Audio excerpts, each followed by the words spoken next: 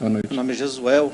Queria saber, assim, se há diferença, e qual é essa diferença, na ação entre a droga ilícita e a droga lícita, né?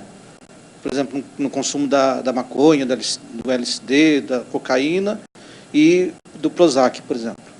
E se isso, como o senhor mesmo falou, cria uma bolha no indivíduo, isso não seria uma alienação e não estaria contribuindo para a dominação, para a tirania, e não para a libertação do indivíduo?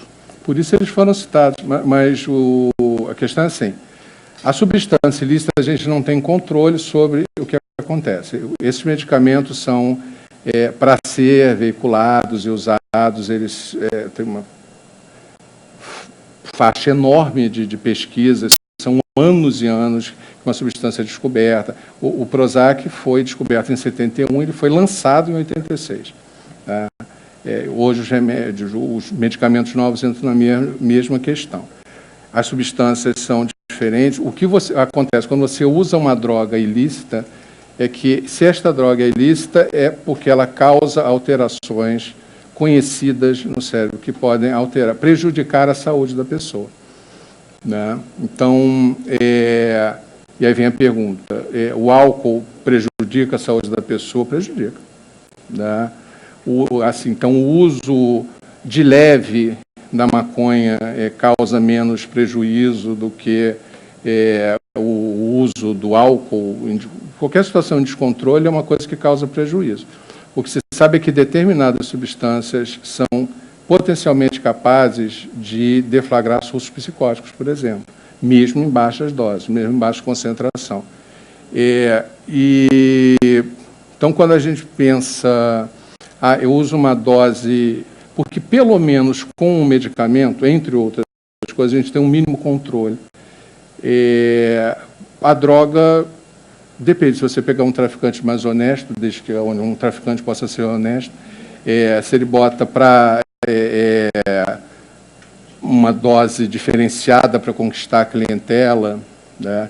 O que a gente tem são relatos graves e a prática do dia a dia mostra que tem um lado muito romântico do uso de drogas e com uma rebeldia contra a norma estabelecida. Isso foi muito legal nos anos 70.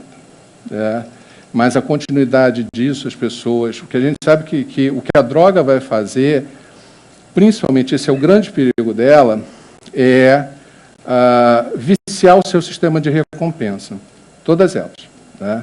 Então, você precisa daquilo e cada vez mais daquilo para se manter bem. Então, assim, o nível de satisfação o limiar fica lá em cima. Cada vez mais em cima. Então, tem pessoas que fazem uso da droga são ótimos. Tem. Pessoas que cheiram não sei o quê, ficam perfeitas. Tem. Tá? Agora, essas pessoas questionadas, e eu conheço, tenho amigos, vejo pacientes que fazem uso de droga, assim, todas elas relatam. Assim, não tem, a droga leva você a um estado nirvânico, você fica bem o tempo inteiro. Você vai ter momentos restritos. Né? O álcool é assim, você bebe, relaxa, fica tudo bem, você fica sociável, todo mundo em volta de você, fica bonito e afim de você. Né?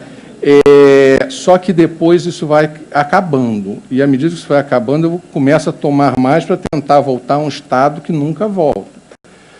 Né? E aí vai aumentando, aumentando, aumentando, e aí o consumo vai aumentando, e eu começo a associar o meu sucesso ao fato de eu estar bebendo ou não bebendo, ou estar tomando isso, ou tomando aquilo. Então, diferenças há, né, sem dúvida nenhuma. E o que a gente está falando é de uso a médio e longo prazo. O uso a médio e longo prazo de droga vai afetar, assim, a gente perde neurônios todos os dias. Né? A gente sabe que a ideia a palavra assassino vem de um termo chamado rachichino. Né? Então, o rachixe é uma maconha potencializada com THC 9 vezes. Agora já está se especializando.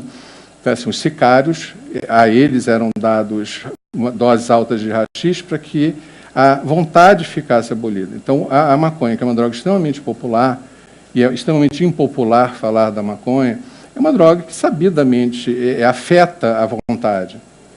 afeta a tomada de decisão, ela vai agir aqui no lobo frontal, né, e que é uma parte que decide. Então, assim, a pessoa que fuma muita maconha fica sequelado.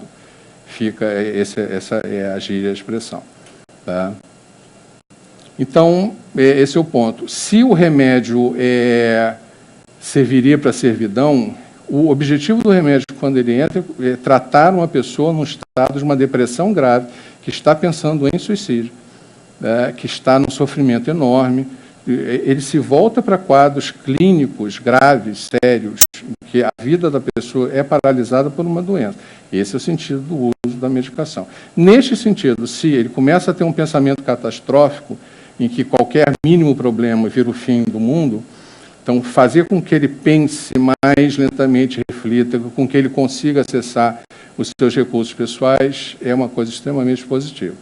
Tá? Depois que ele se recuperar, a gente vê o prosseguimento do tratamento. E aí entra as psicoterapias e entra a tomada por um tempo maior